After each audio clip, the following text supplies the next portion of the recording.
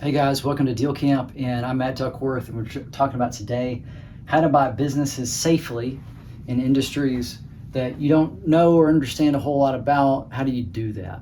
We get a lot of questions about it, and so we've already talked about the apprentice model in another video, and then industry peer groups in another video, and how do you use those to get up to speed quickly on an industry and reduce your risk. But today we're talking about partners, and we're going to talk about specifically the reasons why people partner.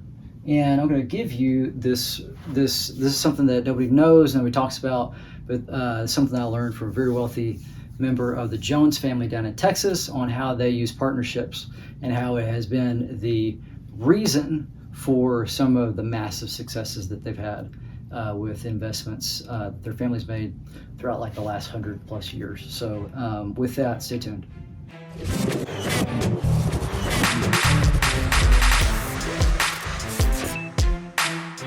So we're talking about how to buy businesses in industries that you don't understand and do it safely.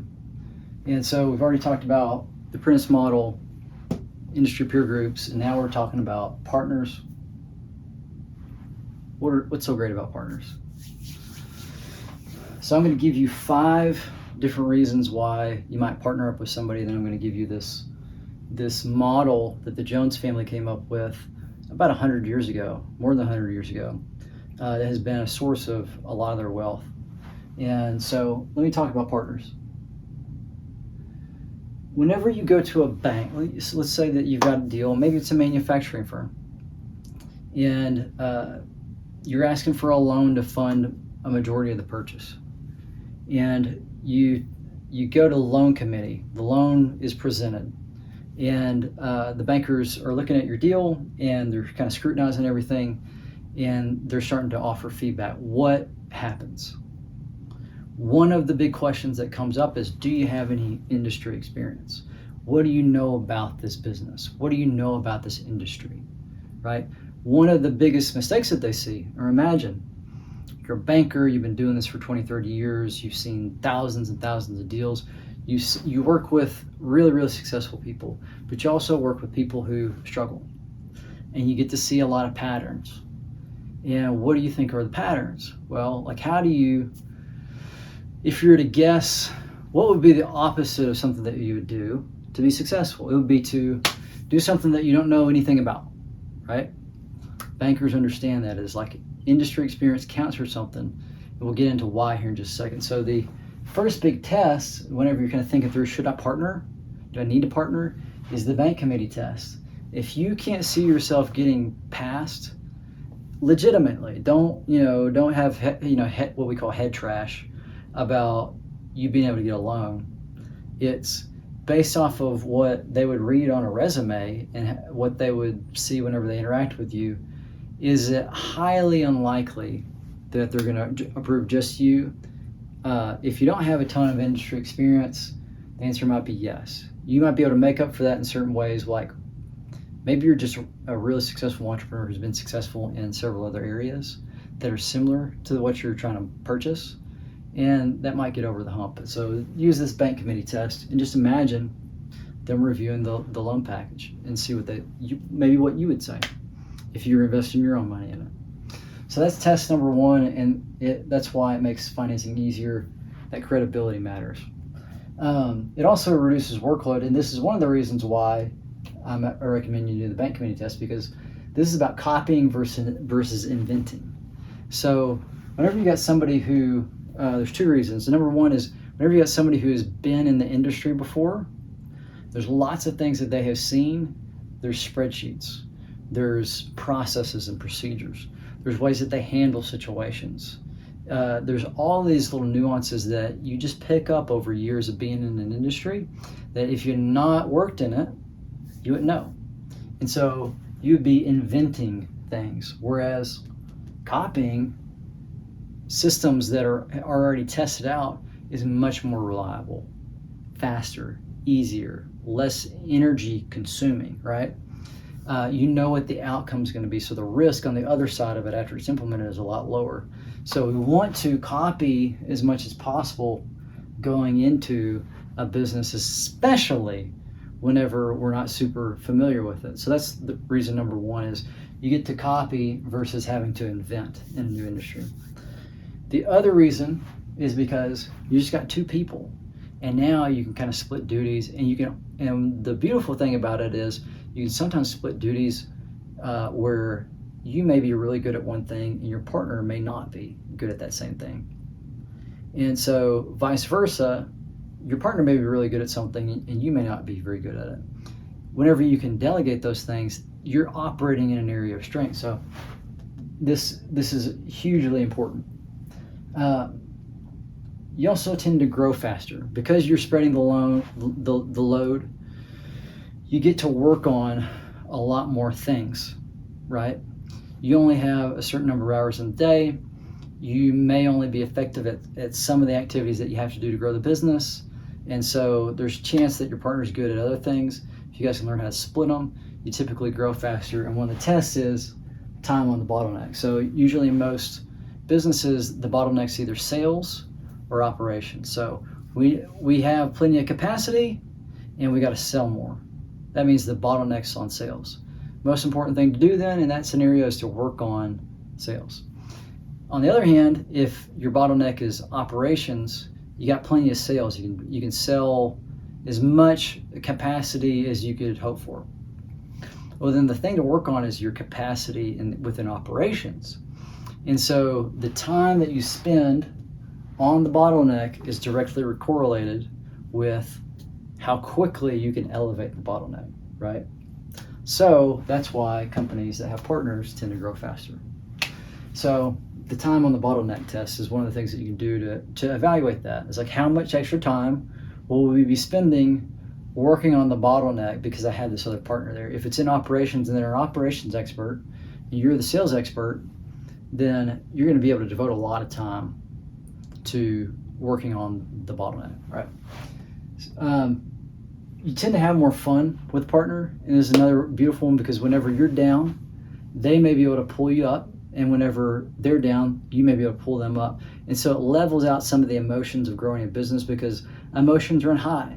There are sleepless nights, and there's stressful situations, and there's employee issues, and there's vendor issues, and there's all sorts of issues that come up that make it stressful and frustrating. And so having somebody to say, hey, take a breather, deep breath, gonna be okay, we're gonna work through it.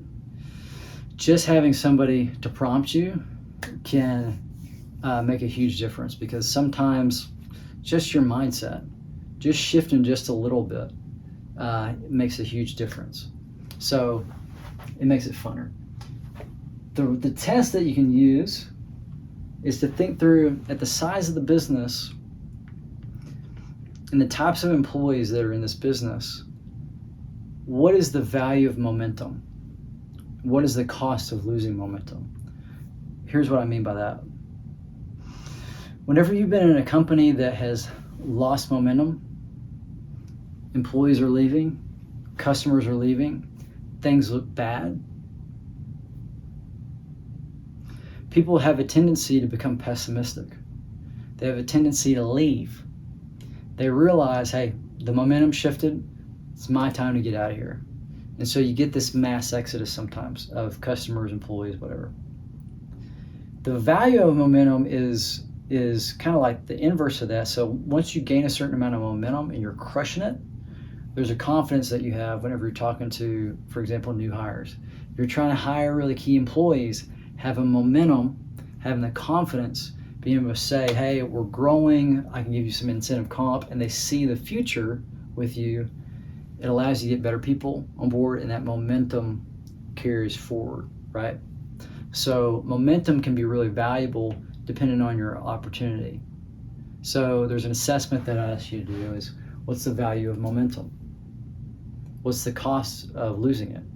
If the cost is really high and the value of momentum is also very high, it is it's valuable to have a partner for that reason.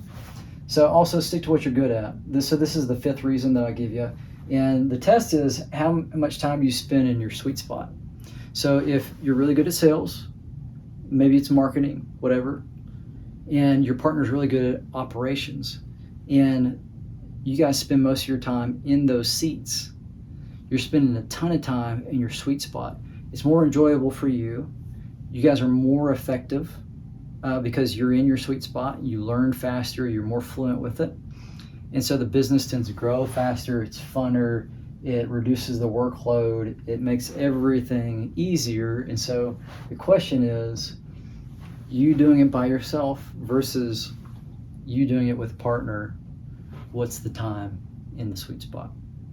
So those are the 5 tests based off the 5 reasons to partner. And to give you an example of some of this and kind of like maybe even shift your way you're thinking about it too is the Jones family model. And so I learned this years ago from a member of the Jones family whenever I was down in Austin, Texas. And the model was really, really simple. Is the Jones family finds the best people in the world for a certain opportunity that they know is just ripe for the picking. And so what they're good at is understanding what opportunities look like, right? And then finding great people. They use their network because they're well networked to find those great people. And then the deal is really simple. We're going to put up all the cash. You're going to put up all your expertise. You're going to lead the company. We're going to share the profits. And what this does is it's the ultimate division of resources. So what the Jones family wants is to be able to pick opportunities, deploy capital, and then help people get things done where they can. They don't want to be operators of businesses, right? That's not their thing. And so by finding really great people and letting them loose and giving them the resources they need to succeed, they unlock all of this potential that's kind of trapped in a person because they don't have the capital, and they've got people around who are maybe like stifling them. So they find those people. And the reason I say this is because you're thinking about maybe buying a business, and maybe it's in an industry that you don't understand. You don't want to do it. Maybe you don't have to be in the operations of it. Maybe you just have to understand enough to know, I got a great manager, and the business, I understand it enough to know that the earnings in the future are going to be in this range. This is basically what Warren Buffett and Charlie Munger do. Great management, understand what the possibilities are for earnings because we understand the industry enough. And then they step back and they get out of the way and let people do their job. So that can be the power of if you're thinking about building a Berkshire Hathaway style holding company, kind of like we're thinking about doing. This model can be really, really powerful if you have exceptional talent, and it allows you to be in businesses that are in industries that you don't really know, but could have huge opportunity. So with that, hope that helped, and we'll see you in the next videos. We're going to talk about management in place, how to find companies that have management in place so that you don't have to be in the day-to-day, and this concept of 100 BLDs, breakfasts, lunches, and dinners. I'll see you in the next video.